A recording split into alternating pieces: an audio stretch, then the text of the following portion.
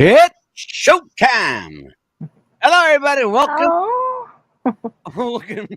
oh, how cute. Well, Look that threw at me off guard. It's showtime indeed. that. Tuesday night on What's the Buzz? And we got, cuz, let me tell you something here. We hmm got Mary Murphy herself. Murphy's Law. Whatever can go wrong, won't on this fucking show. Right?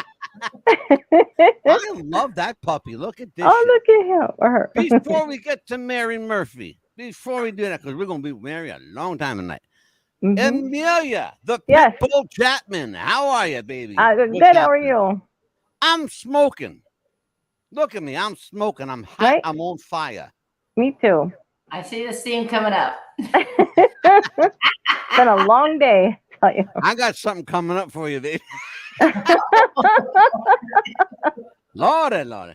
This young lady is an amazing. I'm going to tell you a little bit about the woman who is our guest tonight. Mary Murphy is a national and international ballroom dance champion, accredited dance judge, and former judge and choreographer on the Fox dance competition reality show, So You Think You Can Dance.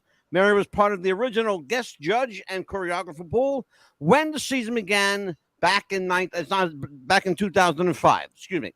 In 2007, prior to season 3, Mary Murphy was announced as a permanent judge, a position only held by Nigel Lithgow, by the way, who was also the show's producer.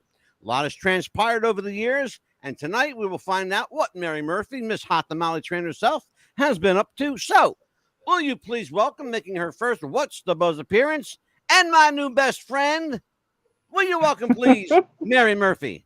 Yes. How you Welcome to doing, the Kat? show. Thank you very much. You're Good to welcome be very much. Welcome to the show. How you doing, Kat? Welcome. Mary and I, we struck off a wonderful conversation. It was amazing. We hmm talked for about 30 minutes. She talked dirty to me the whole time. It was really nice, very exciting. Yeah. You get a word in edgewise? Yeah, man, I'm telling you what. So I am going to let Amelia Chapman, because Mhm. you have a history with this young lady, tell everybody your connection to Mary Murphy, please. Well, it's been quite. We've been let's see, friends quite a few years. She's actually like my half sister, like my blood sister. Well, let's see. How long have we known each other? Like 10 years or Yeah, so. at least. Yeah. So she looks prettier and blonde I'm going than to I ask you a do. question, Amelia. I never asked you this. Do you dance, Amelia? If I get taught how to dance, absolutely. But I think I have two left feet. I'm 63, and I told my wife and my mother that I wanted to learn how to dance. hmm And they both looked at me and said, "Go back to bed." Um, I have this dancer inside of me yearning to hmm bust out. I can't explain it. I don't know where it comes from, but I spend hours on TikTok. I mean, literally hours on TikTok, hmm watching these, people of all ages dance. I'm going to talk to you about some of this stuff too. hmm First of all, in your opinion, Mary, and I have to have your opinion on this. Is there any age that you would recommend don't start dancing? No, any age can start dancing. I have a woman in my studio. She just started like 6 years ago, and she's now 84, and she is Wow. dancing 3 sessions a day. She's still working full time. She is doing things she thought she never could do. She never spent any time on herself. Her entire life was about her family and her career. And Yeah. now she's kind of the poster child for Berkshire Hathaway, because she is now selling more than she ever did, because she does have an outside interest and a passion in something. So now she said Yeah. people are more interested to talk to her. And she said they all want to know what's going on with her dancing. So she goes around the It's country and amazing. I It's personally see her really, really amazing. It's remarkable. I can't explain it. I see, hmm and Amelia, because you see hmm the stuff that I save on Yes. TikTok and Instagram, even though I don't know how to hmm work the damn thing. hmm Um, I find something I like. Oh, I like that. Here you go. I'm gonna check. hmm Um, there are young kids like 8, 9 years old, like doing the tango and the merengue and these sensual dances. It's a little uncomfortable. I'm going to be very honest with you. For me, And I'm not a prude, mind you, at all. But it's a little uncomfortable for me when I see, like, a 9 and 10-year-old boy and girl doing this stuff that, adults should be doing to turn each other on. It's No, a I little don't think you see uncomfortable for kids me. doing anything like that that are at that age. From 5 years old to about junior one and a little bit older, there's so many regulations now in place if they're competitive ballroom dancers that the steps that they're allowed to do, the costumes are not allowed to have any embellishments up until I think Yeah. like the age of 10 or 12.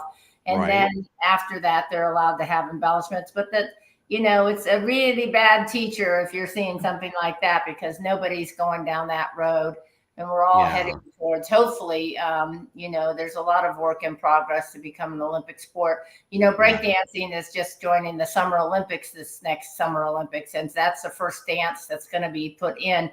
But we have a long way to go in ballroom, I think, to get there. And mainly because honestly, it was more geared right now, at least in this country, it is a white sport, and we need to be inclusive of everybody. And I think that's why breakdancing it's more urban. It's done around the world. And we are slowly getting with it in ballroom as well. And so I have kids of, every ethnicity and that are ballroom dancing now from 5 years on up. So hopefully someday it will be recognized. It's as an Olympic fascinating. sport. It's really fascinating. We're going to take a look tonight at some of your students in action, and we're going to take a look at you teaching, which is a little sneak peek. Before we go there, I want to say thank you to KNBC in Los Angeles for use of the clips. But we're going to get to that in a minute. I want to ask you, when did you start? When did you realize you had this bug inside you, this hot tamale train inside you that was fucking loose? I can honestly tell you, I never dreamed of this life. I grew up with 3 brothers, and I was the 4th boy, and I wanted to do everything they were doing and what I was allowed to do. At that point, and all those years ago, we only were allowed to do track and field as women in my school. It wasn't until my senior year that we were allowed to play basketball and volleyball. And of course, I've joined that too. I would say growing up, besides going out into the swamps and going fishing and, muskrat hunting and stuff like that, that I was really the essence of a Huckleberry Mary. We had a canal and a river that ran through my little town, and that's what felt good to me, running around with no shoes and being on the canal. Bit of a tomboy, yeah?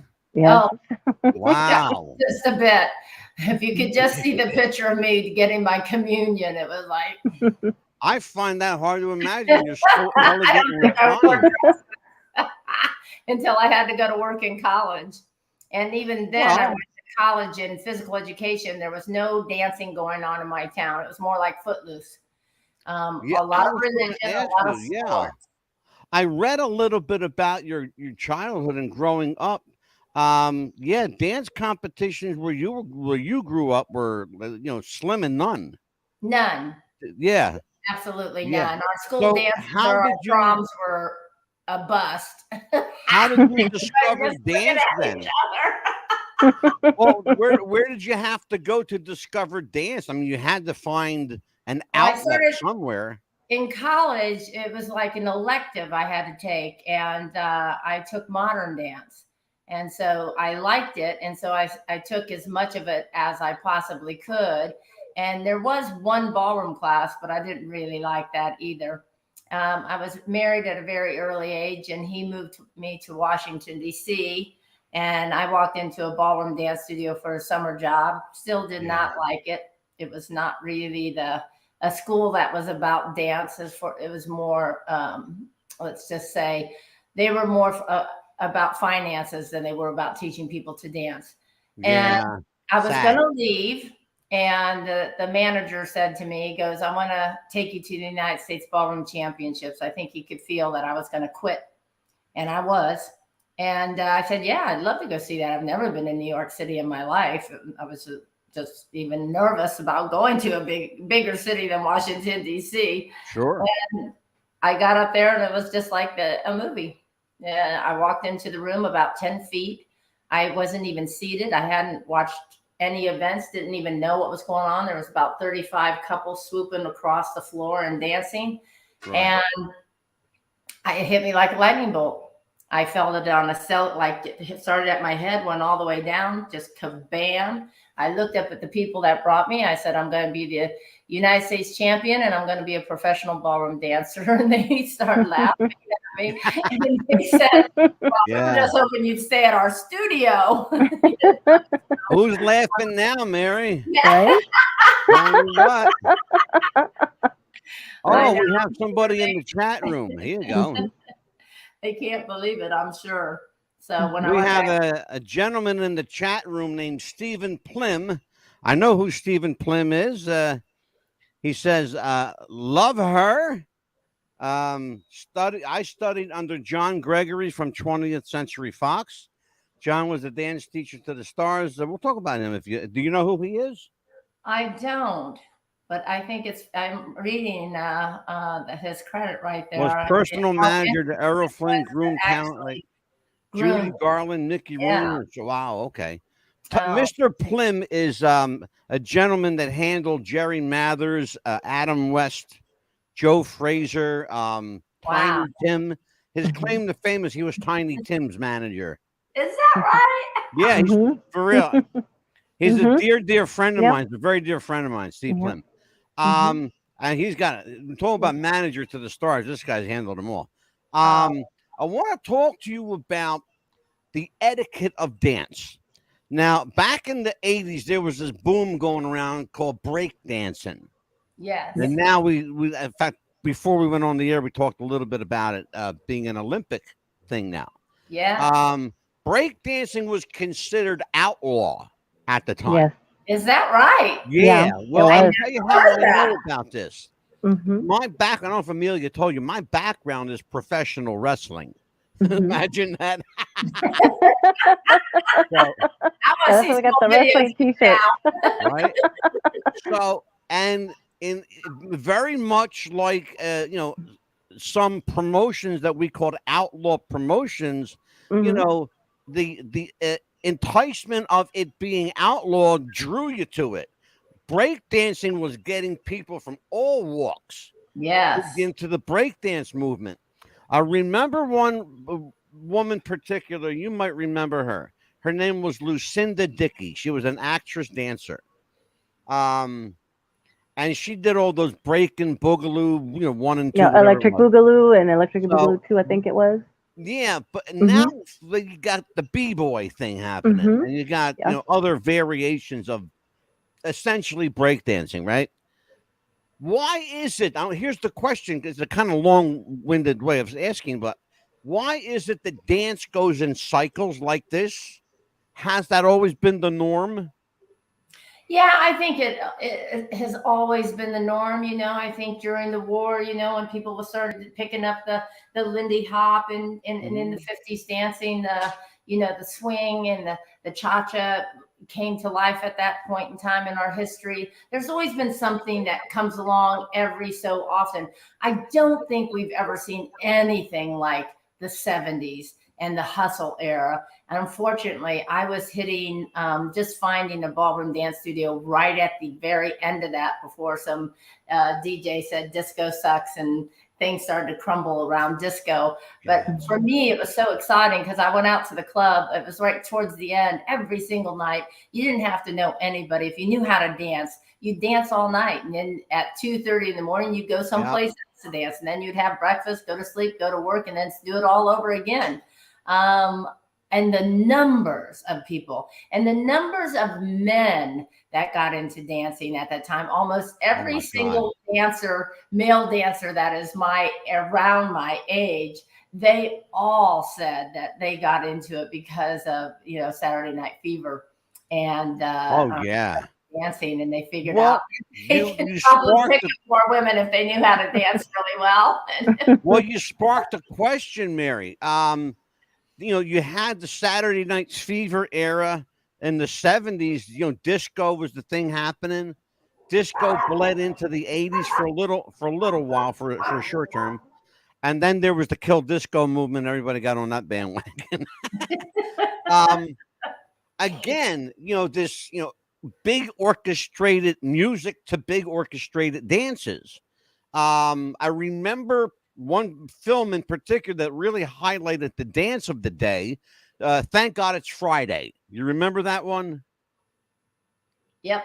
Yep. And that was a hell of a dance movie because even if you didn't know how to dance or couldn't dance, you found yourself bebopping to that music. I was the best chair dancer in New Jersey at the time. I could tell you that for damn sure. I heard that. Yeah, I am. It did get around. Amelia will tell you. She's told half the country by now, I'm sure. So it goes in cycles. Now, I talked about dance etiquette a little bit. Is there such a thing? And I've heard this term, and I don't know if it's a real thing or not, but a term I heard called dance etiquette. Explain to me what it is, or if it is, what is dance etiquette? Well, of course, with kids, we teach a proper dance etiquette and manners, and you see those around, and every city has them. And they teach the kids manners, how to ask somebody to dance, how to hold somebody properly, how to lead somebody in an underarm turn without giving them a boob graze, things like that. And even today in salsa communities, I know that we teach that in our school as well. That kind of went out the window when Lambada came into town. And that went out fast. And it went out fast because people that were coming in for a group class didn't necessarily want to be bumping and grinding with somebody that they didn't like or didn't know or didn't want to or didn't even have a couple drinks with. It was just not, It wasn't a good fit. I had a feeling, I jumped on the bandwagon for just like a nanosecond during the Lambada days, but I said, this is not going to last. People are not going to like this. Certainly salsa is certainly coming on strong. Bachata now, which is a little bit of a slower dance, because not everybody can dance the fast salsa. And then we have the dance etiquette about what it's like being in a ballroom. You go counterclockwise around the room. Yeah. You don't go the opposite direction because you're just going to be killing everybody along the way. Those are kind of things. Usually never say no to somebody when you're at a ballroom dance party, when you're dancing. That was one of our etiquette things that we have in our school too. But we've also, one of the blessings that came out of COVID, at least in my own school, is that I started doing ballroom line dances and making people stronger without, having to rely on anybody's lead or follow or anything.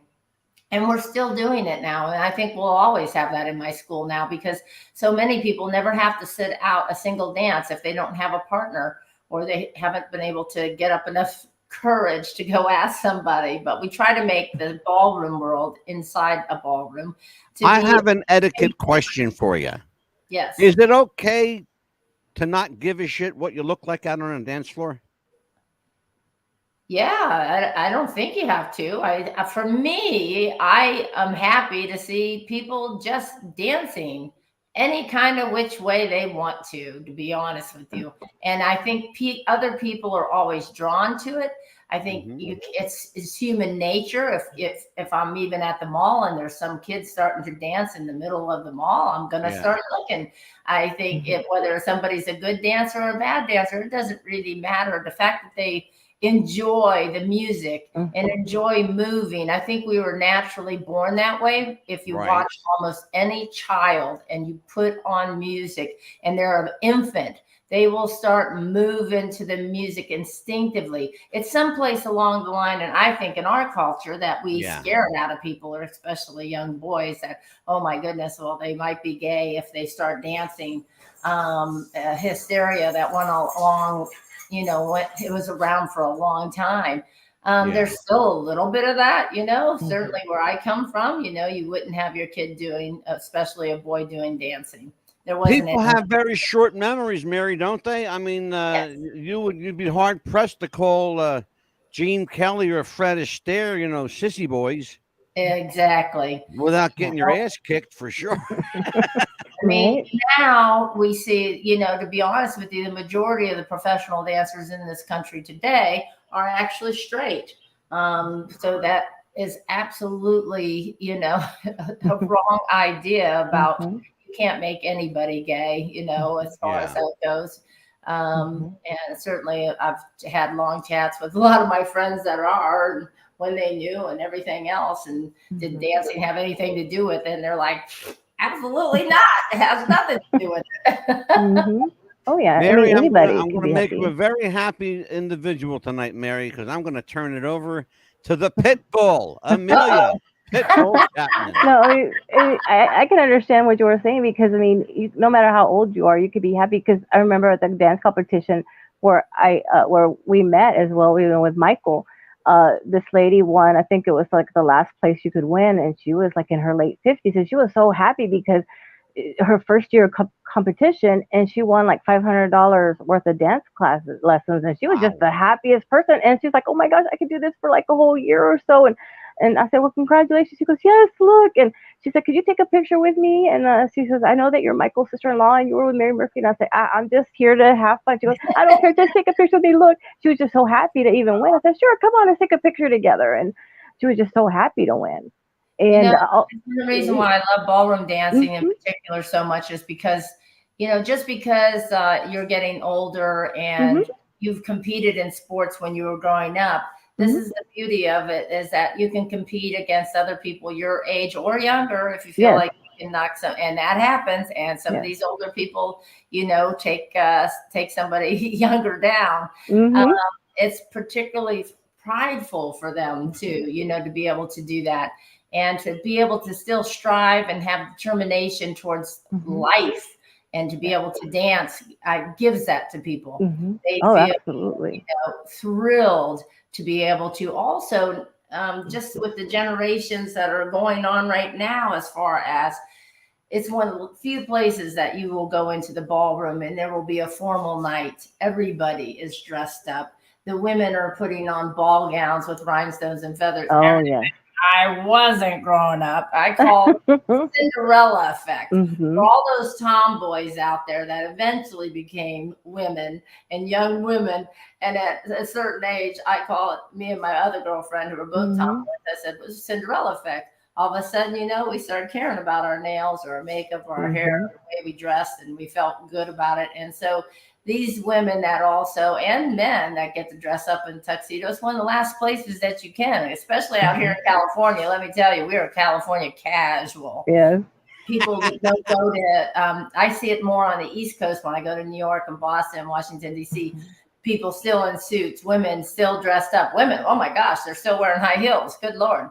You Mhm. know, we're in flip flops, yes. And I was like, "Oh, yes, I get to dress up for a day," you know? red carpet, you're not dressed up ever. And so Right? people still live out that golden Mhm, age of what it was like to be glammed and to mhm. Yeah. roll across the ballroom floor and feel Yes. elegant and beautiful. Mary, Yeah, when that you think of elegant dance, what's the first film that comes to mind for you? Oh, certainly it would be a Ginger Rogers and Fred Astaire movie, any of their movies. It was just, to me, they just floated across the floor. And, it doesn't have too much to do with what the ballroom technique, so to speak, is today, Yeah. but it was just their connection with one another and the glamour of it and just the constant twirling. And it was so romantic, I thought. You mentioned an interesting word there. No, I You have said, a Fred Astaire movie up mhm. there Oh, called yes, right yeah, behind you there. Mhm. absolutely. Yeah. And And hell of a why is film, by the it, way. right? Why Oh, is is it that that people Prince? wanna Is that learn Prince? the quick step right away? Why is What's it that? why is it that everyone wants to learn the quick step first of all? Oh, I don't know. Not too many people in I've my noticed school that. want to learn that first. It's because everybody's like, I ask them, I say, "Why do you wanna learn the quick step?" I mean, it's just so pretty, I guess, it's so fast. At first It's 20 seconds, I get tired. Do yeah, you it's really kind think of so, like Amelia? running a race, Do you you, Mhm. know. you really think that people want to learn the quick step first? I've heard a lot of people wanna learn the quick step. That's the first step. Really? Mm, That's mhm, fascinating to me because that's like, it looks difficult. Yeah. It mhm, looks very technical to me. mhm, It's I not the mean, easiest dance, and it's not one that I ever teach first, and mm, well, I wouldn't. especially to beginners. But if a mhm, wedding couple comes in and they tell mhm, me that they want to do quick step, I'll say, well, if you give me the time, I'll Mm-hmm. happy to teach you. But if you think you can learn the quick step in 3 lessons, we can forget about it. Yeah, I'd be Mary, tired in something 20 like that'll seconds. put me in the hospital, kid. I got news for you. Jesus. So let's play a little clip here. And first of all, a thank you to KNBC in Los Angeles for the clip. This is Mary Murphy doing what she does best. And oh, check this out. Oh, beautiful. Mary Murphy There's a quick step. dancing her little heart Yes. away. Now, Mary, talk to me about that little snippet we saw you dance. What is the name of the dance, and where was the competition? Gosh, I can still remember where that was. That was called the Northwest Star Ball. It was in Seattle. And I don't believe I did. That other number was a quick step, and that was with a different partner he was named Bill Milner. The first one was Jim Desmond. And I don't know where that other one was at. And of course, that was the Northwest Star Ball. That now, what we're seeing here is you're teaching a class. Yes. And where is this class? Is this your school? No, that was the first season of So You Think You Can Dance. And that was the year that we had 50 contestants. And this kid, oh my gosh. Wow. Ryan, I still remember his name. His hair was so spiky. He scared me at first because I've never been around a street hip hop kid. And he had all these chains on and his hair was like just like it was like hard rock. And so because I had told them all they needed to go down and brush their teeth and put deodorant on because we were going to be doing Foxtrot that day. And I said that you were going to be up close and personal. And the network at that time, they had said that I was going to be a tougher judge than Simon Cowell. And look what I'm doing to these kids. To me, it was simple. Yeah. I was like, are you kidding me? No, I was. There was some controversy about this young man here. Previously in the other shot, he had a blue shirt on. It wasn't, here he is, Brandon Jones. Some controversy about him, whether he was what you were looking for on the show, build-wise, because he's a large kid. Right. So is there... That kid there that you're looking at, his name was Big Papa. Is there a type that they look for? I mean... You don't see large people, generally speaking, on dance programs. No, but believe me, there are large people that can really dance. So I don't think that's necessarily that we would rule somebody out. It's just that especially it just depends on what their talent is. So these kids were probably hip hop dancers and they were amazing at what they did. And so that I will fight for somebody to make it into the show, even if they don't do as well in other styles, because if they're brilliant at what they do, they must go through. Do you take it personal when somebody doesn't make it that you've trained or that you've coached along? Is it hard not to take it personal? No, I don't think I took it personal. It's not easy because you want for somebody that has given their life in working out. But most of the kids in the show that have tried out from my school have, I didn't feel like they dedicated themselves. We have now children that come to this show that said that they have done everything in their power since the age of 3 to be on So You Think You Can Dance. That is a new dance warrior, we'll call it, that they are training in all styles. I wish they would go back to doing more ballroom on the show because ballroom's a little bit more expensive, than the other styles to take. So they don't, and there's so many ballroom dances, they can't train in everything. So that's what I loved about the show in the early years, is because you would see somebody that was really great in contemporary, and then they did a slow foxtrot and they just were horrible at it. And it gave this amazing roller coaster to the show. One week they were brilliant. The next week they were like struggling. And we don't see that in the last few years, because basically almost everything they do is amazing. Yeah. Because they are coming well trained. But if they would throw the foxtrot, the waltz, the quick step back in there, Yeah. other dances, international Latin, if they do international rumba, and more paso dobles, we would see more struggle. And You that know, there are interesting show to me than everybody being amazing. yeah. There are a number of films over the years that have kick-started the dance movement across the country. We mentioned, of course, Saturday Night Fever, Breakin' Boogaloo, you know, the all 12 chapters of that film. Seemed like every other month there was another Breakin' Boogaloo movie coming out.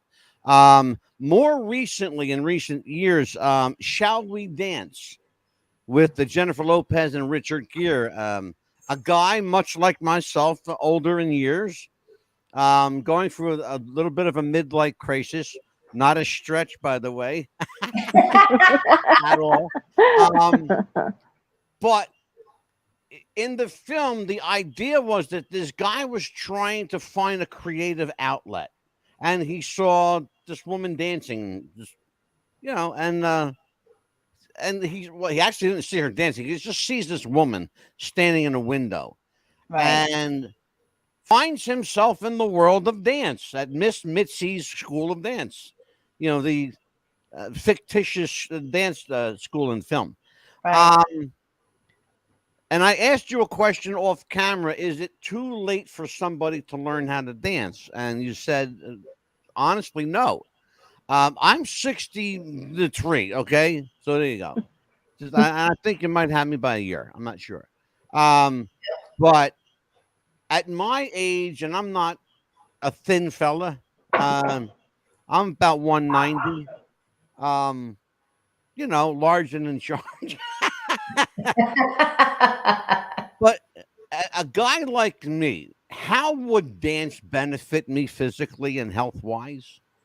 Well, you know, everything, of course, anything that you do physical is all tied together with the brain, and will improve your mood. Of course, it's going to burn calories.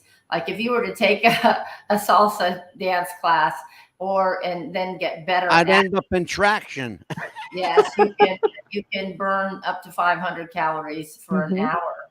Yeah. So there's many benefits to it, and not to mention it just kind of feeds your soul when you are Yeah. connected to music and connected with somebody else as well. Yeah. We are going into an age, and I think we all know it, that we are going into an age of a disconnection, and Yeah. everybody on a phone and everybody on a computer, and the fact is it's less and less now, and it's concerning. We Yeah. have seen studies I don't know if you've heard about Mad Hat Ballroom, about watching children in Yeah. the lower income district come together Hmm. and have to learn how to dance, and how Yeah. they hated it in the beginning, and now how it's grown to be a big inner city competition, and how all the kids have to get along, and how they're dancing with one another. That same dance instructor took this idea back home, and he was originally from Palestine, and he took 8 couples from Israel and 8 Palestinian kids, teams, and brought them together in a ballroom. And the look on each other's face in the beginning, the hatred, because that's all they've ever known, is that you're Yeah. to hate somebody from Palestine, or you're to hate the Jewish. Sure. And so by the end of the 8 weeks, it's just amazing to see these kids all laughing and playing and dancing with one another. There's a great Remarkable. power that goes along with dance. Many Yeah. people who are suffering with different ailments and different situations, and Mhm. myself, early on, it saved my life getting into dance, because I was in a very abusive relationship and marriage. Yeah. And had it not been that I absolutely just found dance, I'm not so sure I'd be here today. Yeah, I read a little bit about your life. People don't realize this. I want to just pull back the layers of the onion just a tad bit without revealing too much. You've had a hell of a run, kid, a hell of a journey, Yeah. to say the least. Mhm. You know, you've dealt with your share of abuse, both mental and physical. Um, being bullied. I'll use that a kind Bullied, word. Say yeah. bullied. Yes. Mhm. It sounds better than tortured, but Yeah.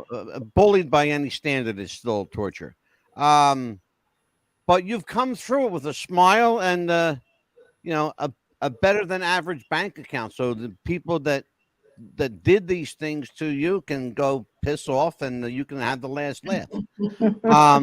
Amelia, I'm going to Yeah. bring you up the bat, kid. Well, I would just want to say, Yes, ma'am. it took me a lot of years to really get the full scope of that. I have to thank at least him personally, because if it wasn't for him, I wouldn't be the person that I am today. I would have never been on So You Think Dance. I would have never been in found ballroom dancing, just because he moved me to Washington, D.C. I Yeah. can look back on it now and go, wow, there was a silver lining. I couldn't see it for a few years. I couldn't see it. But looking back now, I'm going, wow, I would not have the life. I would have not been the person because I was told a million times I would be homeless if I ever left too. And that still drives me today. I work like a fool nonstop all the time. Like I literally had to put myself in bed for a day or two just because I do all the work for my 32nd anniversary bash in my studio. And I have a big show, and I do all the work, the cleaning, the everything, making the decorations, making the set. I do it. And it's because of him. I think I have that drive. I'm not so sure I'd be that way. I think I could have been a lazy bum maybe if I didn't go through that. I'm not sure. I just let people know that just let people know when I spoke to Mary a couple of weeks back in preparation for booking her on the show today. You were just getting over COVID. You were sick as a dog. You were sniffling. You were coughing, but you said, I'll be there somewhere or another. I'll be there. And you said, well, because I have to teach. And that was the kicker. And I have to teach. That was the thing. He won't give up. Dedication. Yes. It's absolute dedication, or you're just a glutton for punishment. No, Mary's going to do everything she can to teach. She will not give up. She is a teacher first. Well, Amelia, hop on it. You are up. Yes, absolutely. Yes. What advice would you give someone that's wanting to get into ballroom dancing? Well, depending on what city they're in, I would certainly go around. And most dance studios give a special, and you can go in and check out all the different studios. And if you see people that you like the way that they dance, then I would pick that studio. But I would definitely check them all out first. And see that, Angelo? That was for you. That was for you. I've been in touch with Miss Mitzi. I'm still trying to get Jennifer Lopez to teach me personally. Hey, see, he replaced you already, Mary. Look at that. It was 39 minutes. See, look at that. I'm working on it. Are you ready to play show and tell? And then I'll let you have some more questions. Show and tell, yes. Play show and tell. This is your favorite part. I know it's your favorite. Absolutely, my favorite part. Show and tell. On the show called Show and Tell. We believe, Amelia and I believe, that behind every picture there's a story. Yes. So I have a bunch of pictures. You want to do our juicy tales? Why don't we do this before we do show and tell? Let's have a word from our sponsor. Okay. Okay. Mary, hold your ears, kiddo. Okay. Do you have sweaty balls or volleyball netty balls? It's time to make them ready balls. The Manscaped.com Lawnmower 3.0 will do the job and clean your knob with its patented no-nick head, so your head will function as desired. Enter promo code WrestlingFuture for a generous 20% discount That's enter Wrestling Future for a 20% discount. Manscaped.com and Wrestling with the Future, going balls to the walls with Manscaped.com and the Lawnmower 3.0. Your balls will thank you, and so will we.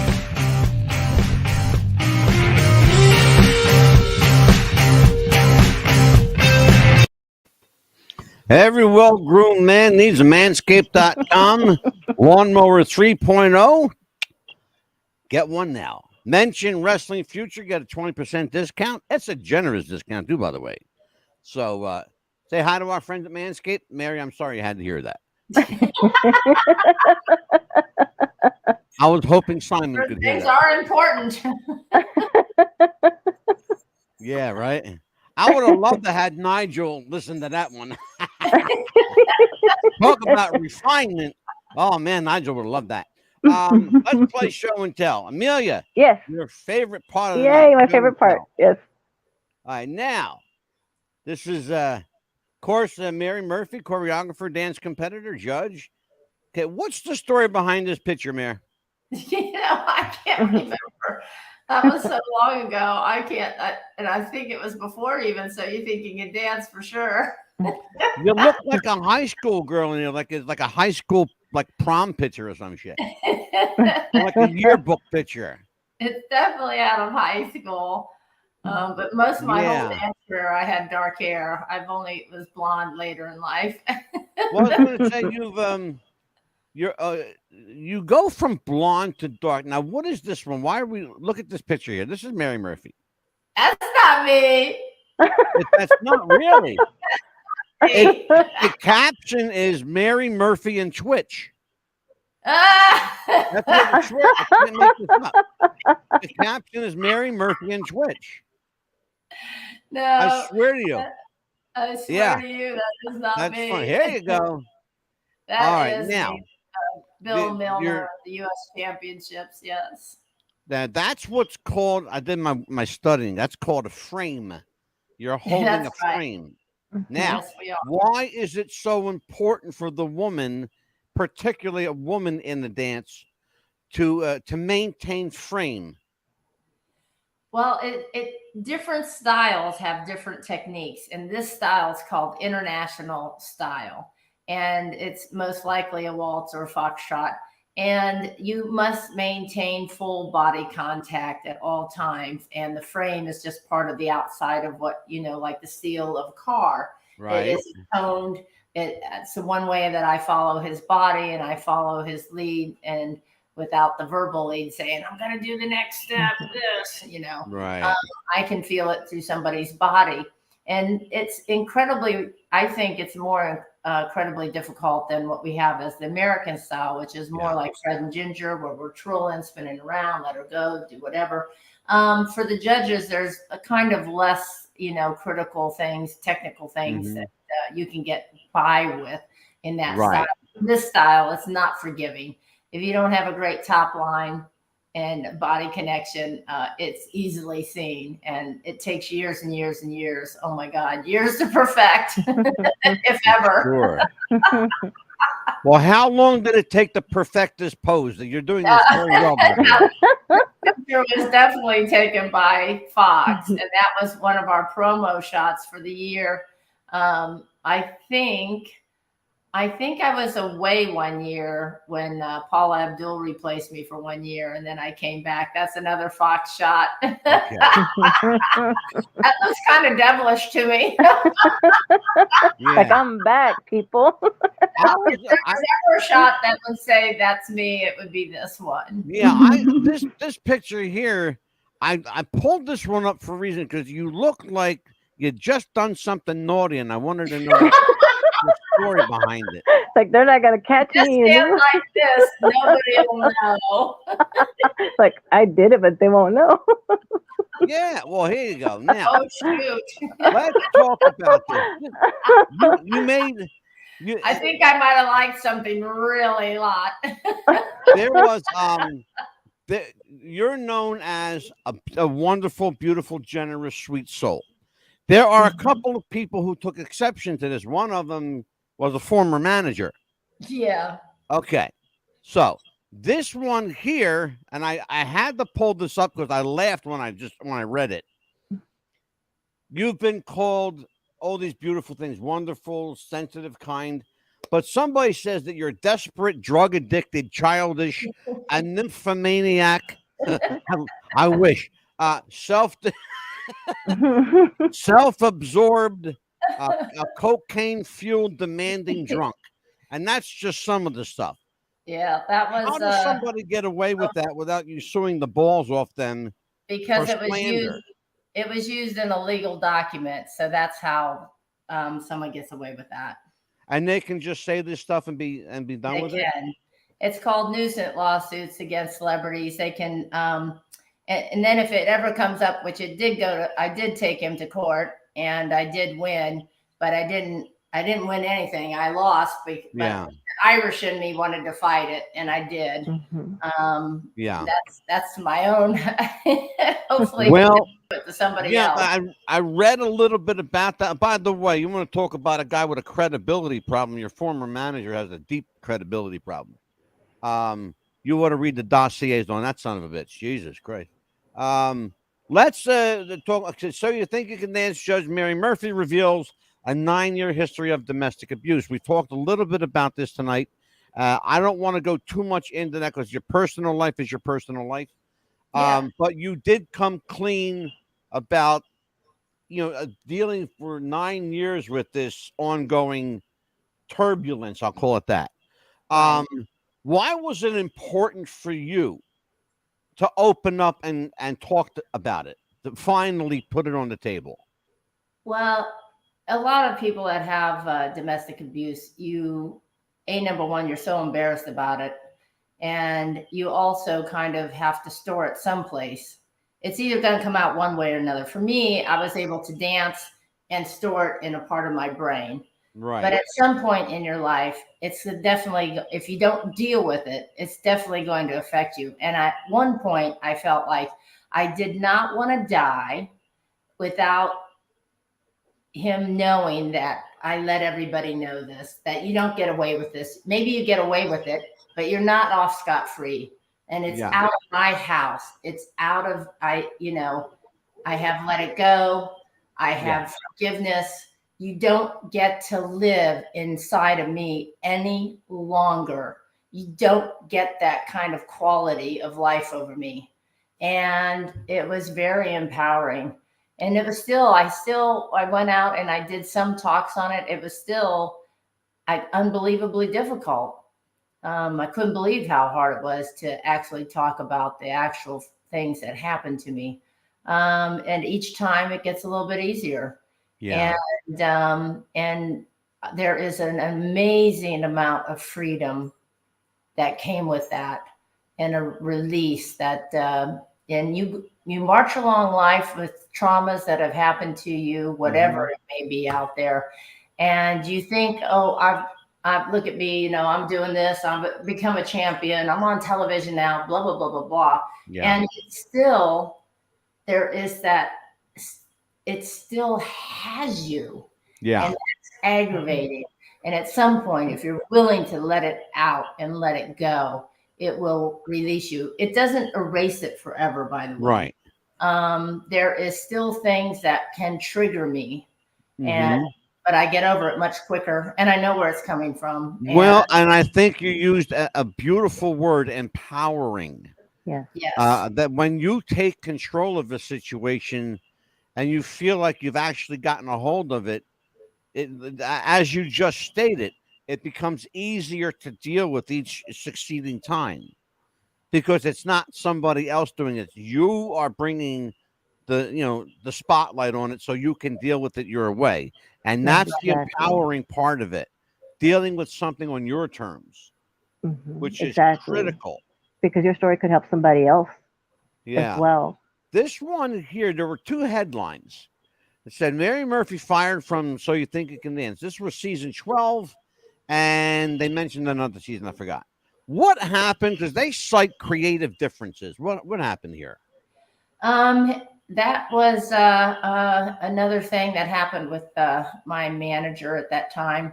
And there was some I think ulterior motives, as far as what he wanted me to do and be on another show. Right. And I didn't even know anything about it. I had no idea. I thought I was still in negotiations, and had Right. to find out from Nigel when I called and said, "What's going on? I don't understand why." Yeah. 2 cities went by, and he looked at me almost angrily and just said, "I don't know what you're talking about, but your manager came in and gave us an ultimatum. Your negotiations have been over for 2 months." And I was just floored. So was it Nigel that So, fired you? and no, nobody really fired me. They just didn't. They didn't come to a contract negotiation Oh, agreement. they didn't renew your contract. I got you. No, they made me a 4-year offer. Oh. Oh yeah. No, I had a Oh, 4-year so did offer, you turn them which down? I didn't turn it down. I never even saw it. Oh, you didn't see it. No, Oh, I never even shit. seen it until the later, way later. Oh, wow. I had no clue. I knew they made me an Holy offer. shit. But I was told that it was ridiculous and wasn't very good. Wow, that's craziness, man. That's Yeah. just bizarre stuff. Next one. Again, we've seen that one. That's why I don't know towards the why I end of put that in there twice. I didn't have anybody. I didn't have a manager. I didn't have an agent. I didn't have a PE. I just said, I heard a story behind this photo here. This was in the wrestling business. I'm from the wrestling business, by the way. Can imagine. This is what we call a shoot promo. Okay. Somebody snapped you in the middle of getting a little pissy. Oh, I don't think so. There's no way. That's not, the No, story is Mary Murphy snaps at paparazzi. no way. That's what it's Never happened. What happened here? What are we looking at? Well, I'm just at the Teen Choice Awards. I'm sure somebody said, "Come on, Mary, give us a scream." And I most likely I would have screamed. A lot of people will ask me to be on the hot tamale train. I'll say, "No, you have to earn it." Yeah, right? I bring would these scream things up for all the press when they would ask me to, and especially, I mean, you can only imagine my neighbors when I would live up in LA, and they would say, like in an early talk show, like at 7 a.m. and 5 a.m. my time, and say, "Give us a scream." I said, "All right." I said, "I'm going to wake up my neighbors." Yeah, right. Yeah. I would always say, "Turn your radio down wherever you're at right now." Because they always wanted me to just do it as loud as I could. It was too funny. But there's no way that I ever have snapped at anybody in the press. This is why we do show and tell, because we got to get Amelia will tell you we're fair on the show. We get to the truth. We get to what's behind everything. And if somebody says it wasn't me, I didn't do it. Hey, I trust you, I believe you. Yeah. But I still want to know if there's a juicy story behind the damn picture. There's not. I swear. Okay. No, she would only ask if she gets asked to do it, she'll do it. It's kind of a shame too that you were, just posing, because I would have loved to seen somebody snap at the paparazzi for a change. I'm going to tell you guys the truth that I was always worried about the paparazzi. They find you out on the street and they try to get you. They'll say different things to you to try to make you snap, but it never ever happened. But for the most part, I would say 99% of have always been very kind to me, and I'm very grateful for that because I know. Yeah, amen. Right. So Amelia and I, before the show, were talking about your studio, your dance studio. You had a little close call there. The building next door to you caught fire. It did. It was. Did you lose anything? Were you okay? It was a blaze. I mean, I just couldn't believe it was happening. And there was a bar mitzvah renting my facility at the time, and I was there, and somebody came in and said there was a fire, and I was like, "What are you talking about?" And I went out, and it didn't, just a few flames. I came back in, and I told everybody, not to worry, but there was a fire next door. I took one more walk back out and the whole thing started to go up in flames. I'm like, oh my God, okay, everybody, the police came, said, you got to get out of here now. And so everybody, I said, just like you would in a movie, I said, please gather your things. And it's, it's the building next to us. It's not us. We're not on fire. And please walk to your car and please leave right now. And everybody got up and ran. I'm like, Yeah, of course. I just said, please and you walk. stayed filming. Absolutely. People are always going to bolt. And then the kids, young kids, they were all filming it. And then until the firemen and everybody got there, I was very lucky that they put up like 5 trucks and blew the water that way away from my building. Yeah. And luckily we didn't have Santa Ana winds. You gotta love the cell phone generation, don't you? Oh yeah. No. Everything makes it to YouTube. And a total thing could have blown, and Yes, they tried to get me to leave my building. I said no. The police Amelia, you are up, kid. Yeah, I know. I was like, oh my gosh, Mary, you're still there filming this. Get out of the building. I kept trying to say, but I was like, okay. I had a wedding the next day. There was no way I was leaving because it was going to be for my receptionist. The police officer tried to get me to leave. I said, you can go ahead and arrest me. I said, I'm not ruining my reception. She's not leaving. No, she's going to be tied down to that building. Yeah. She's not going to leave. You can arrest her. Yep. Yeah, we heard that. Yeah, Amelia said Mary was staying put. She wasn't moving. She would, no. If I know Mary, she's going to be tied to that. So she'll be tied to that building. So let's talk about celebrity. You are, by your own admission and by your extensive biography, the most unlikely celebrity, and someone who, and quite frankly, and I can tell you, judging by, and I'm a pretty good judge of character, judging by the woman I'm speaking to tonight, you haven't let it get to your head. You seem well-grounded. You seem, I mean, you're a kind, drug-fueled nymphomaniac. She's one of the sweetest people I know. She is. You really are. You're a sweetheart. She is. I mean, anytime I ask her, I say, Mary, take a picture, she'll be right there with me.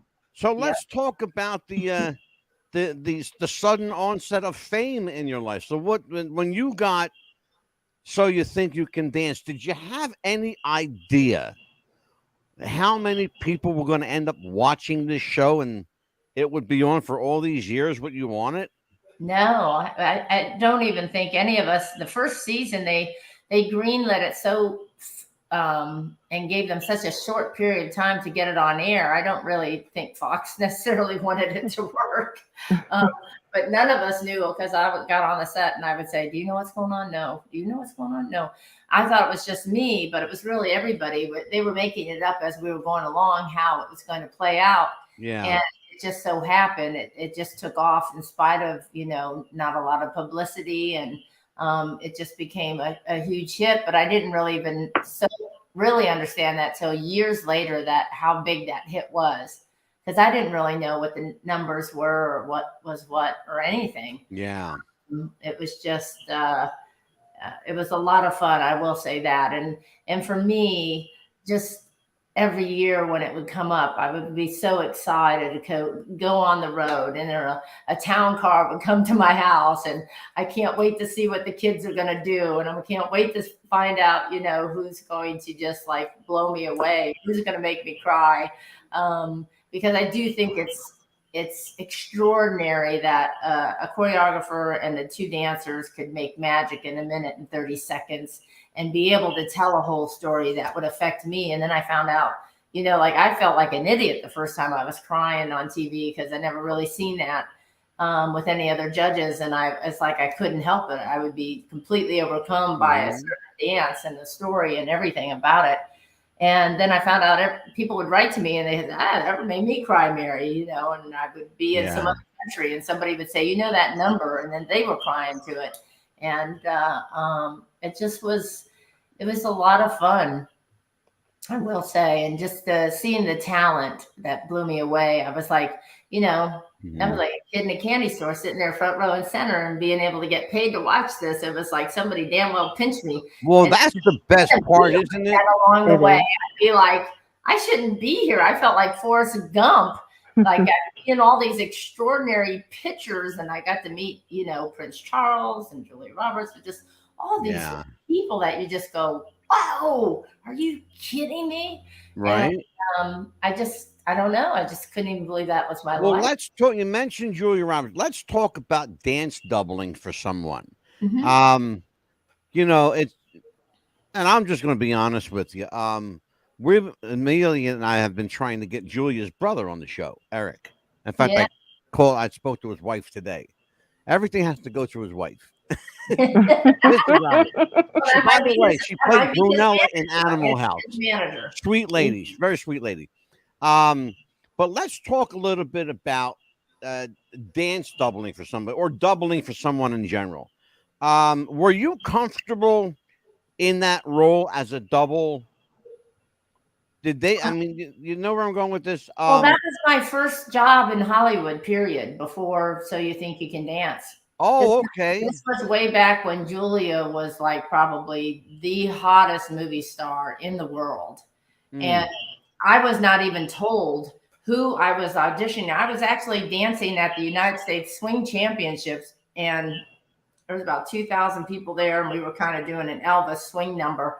And as I came off the floor, this weird looking lady in a fur leopard hat and a scarf around her, green scarf and tight pants and high heeled boots, put this piece of paper in my hand. I was so hot, I didn't even read it for half an hour. I was just fanning myself with it. And then I looked at it and I said, geez, this is for an audition for a movie. And I said, oh God, we had just been up to LA 3 days in a row. It's not our cup of tea coming from San Diego. Traffic is horrible. I said, it's tomorrow. Do we really want to go back? So we went back, and there was like 150 dancers trying out for these two roles. And Wow. then we got called back again the next day. And I was like, oh my God, we've got to drive. And I started to learn in life that when I really don't want to do something, I seem to always get it. If I fight through it and walk through that door and go do it, I usually get something fabulous happens. And sure enough, wonderful. All back again. I had to go up 6 days now in a row, and now we're down to 3 couples. And then they finally told us who it was for. I almost keeled over. I was like, you got to be kidding me. And so they put the 3 couples in the can, sent it down to the director. The director picked us, and we had the right body types. We looked just like them from behind, or at least I did back then. I don't do anymore. Mary, let me say categorically.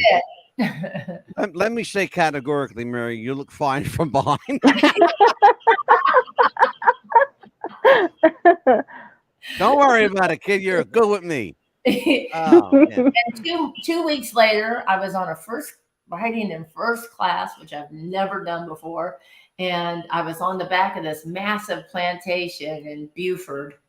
And it was a very, very close set. And at that time, Julia had like 3 bodyguards.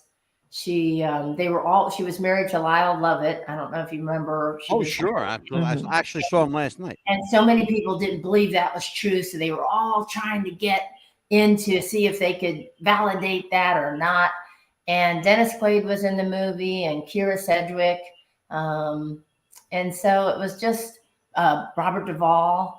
And Robert Duvall came in. We were teaching Julia and Dennis in a dance tent that was like 12 by 12 on plywood floor in November. It was freezing. We had a little space heater, and Robert Duvall popped in the first day and said, oh, I heard there were some ballroom dancers on the set. And he loves ballroom dancer. He was married to a ballroom dancer at the time.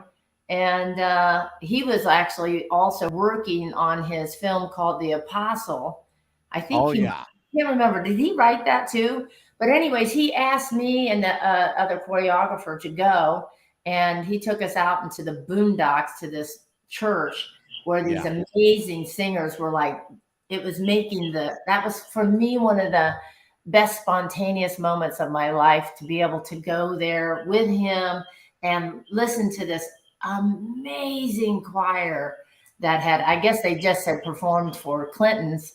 And I was just beside myself sitting, I can't believe this is happening. I'm sitting here being able to witness something like this. Yeah. My dance partner didn't want to go because he wanted to go into town and see what he could, Oh, please. you know what I mean? And I said, when I got back, I said, you missed one of the best things that's ever happened in my life. Yeah. I said, you missed out. Man. Incredible. How has and invariably it all comes down to this. How has money changed you? Well, it didn't change me that much because I'm going to be honest with you. I trusted a lot of people with that. And so I've had a lot of bad luck in people embezzling money from me. And people did build my trust for many, many years. It wasn't like I just said, hey, handle my money. And that was hard to get over, and the pain and the hurt that you have. That when is just so foreign to me. I don't understand that. Okay. Now, I'll tell you how it can happen for like someone like me that I'm not really into that kind of details. I hate that part. I'm a worker bee, and I was working so much. That's and the thing. I am being sent here and here and here and all over the world. And I was working the Canadian show at the same time. I was taking red eyes back and forth to Canada to film the show, go into hair and makeup without hardly no sleep, and do another show. And for a while, that was my life, just insanity. And I loved every second of it, but there was definitely, I think, will never understand how a person works so hard all their life to get to this position and then says, okay, handle my money for me. How do you do that? How do you give someone carte blanche over your finance? I would be my own booker. I'd be my own accountant, my own agent, my own manager. I highly recommend that. Yeah. Exactly. I know learned the lesson, and I do that the last couple of years. Mary, I got news for you, kid, on this, and I'll tell you straight up. I know a major celebrity right now in LA that does that himself. I believe it.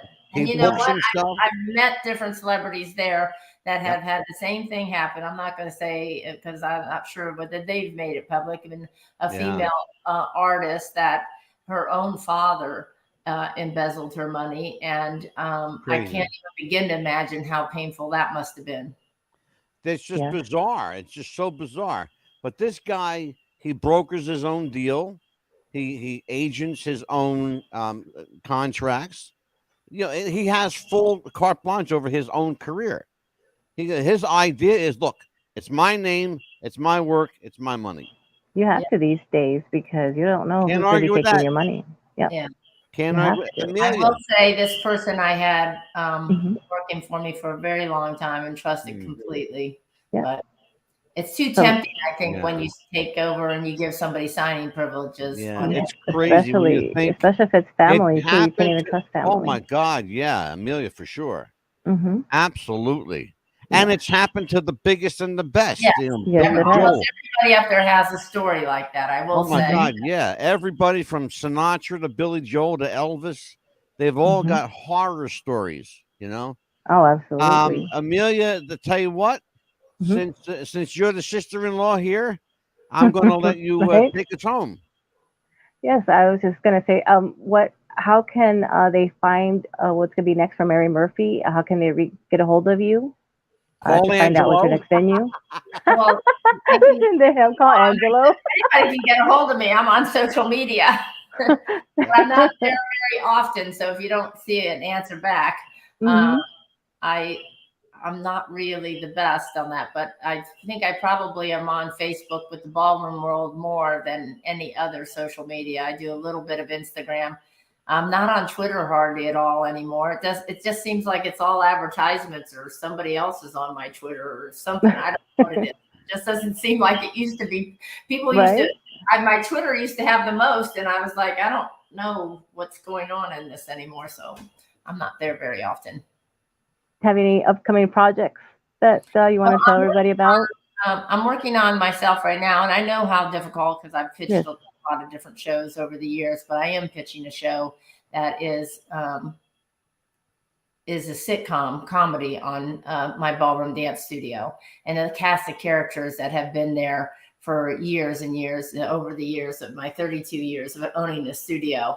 And so I've encountered a lot of crazy situations over those years. And so it's the only non-truth about it is that I've inherited a couple kids from my girlfriend who passed away. And so that is going, which is not true, but that it will intensify, and it will be somewhat kind of a model after my life. And believe it or not, I was writing this with somebody else before I didn't know I was going to be on the show. And it's about me when I was going off the show, but I didn't even know I was going to be taken off the show. And it's about me dealing with going off the show. I'm back in my dance studio. I'm cleaning the toilets. I'm doing this and that, and I've got this crazy cast of characters, and somebody has my job, and it all came true. I'll tell you what, Mary, whatever we can do here to make this sitcom a reality, let me know. Oh, yes, absolutely. We will help out in any way possible. Just as a side note, as fate would have it, we didn't plan it this way. You can't make this shit up. No. Tomorrow night, season 17, the auditions. So you think you can dance? You can't make this up. You just can't. I'll tell you what. It's life. Real life is too bizarre. Trust me. Well, I'll tell you what, Mary. Let me get serious for a minute, and Amelia will tell you I'm hardly ever serious. Yeah. We would love to extend an invite to you to come back again and join us. Thank Just you. to hang out and bullshit and have a good time. All right. Terrific. Absolutely. On behalf of the Hot Tomato Train, hot damn, Mary Murphy. On behalf of Amelia the Pitbull Chapman, I'm Mad Dog DeCipio. We'll see you next time. And what's the buzz?